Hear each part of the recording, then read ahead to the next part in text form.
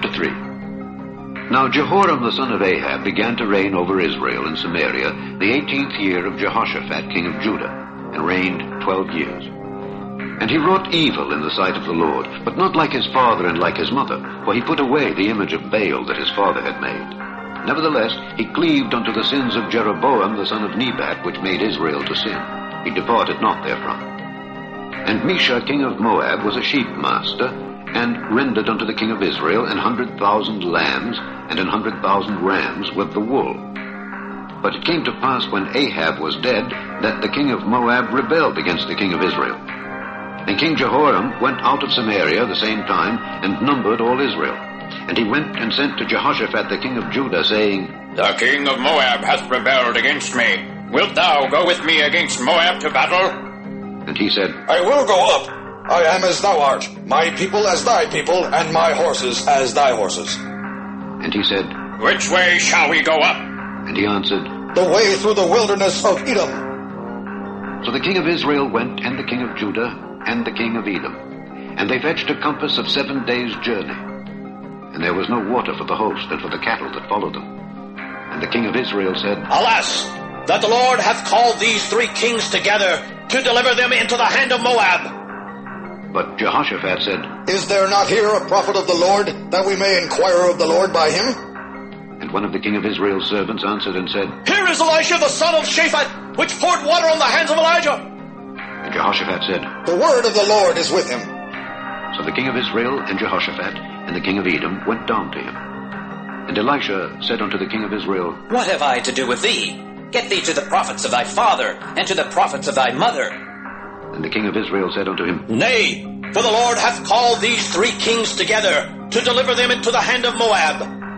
And Elisha said, As the Lord of hosts liveth, before whom I stand, surely, were it not that I regard the presence of Jehoshaphat the king of Judah, I would not look toward thee, nor see thee.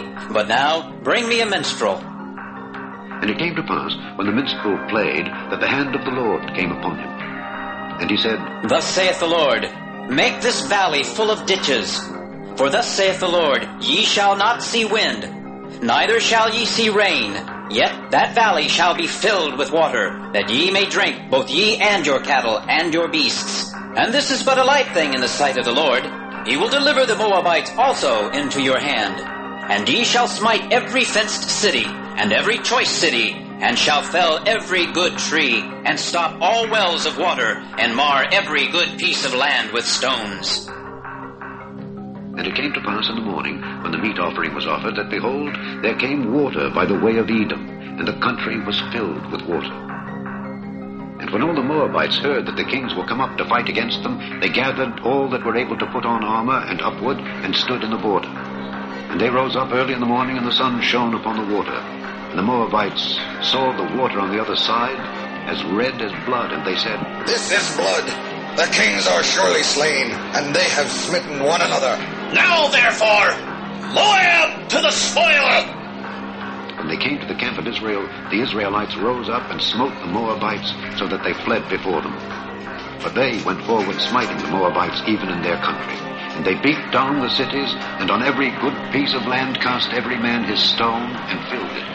And they stopped all the wells of water, and felled all the good trees. Only in Kirhareseth left they the stones thereof. Howbeit the slingers went about it and smote it.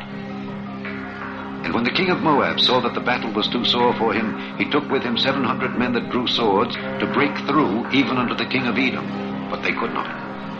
Then he took his eldest son that should have reigned in his stead, and offered him for a burnt offering upon the wall. And there was great indignation against Israel. And they departed from him, and returned to their own land.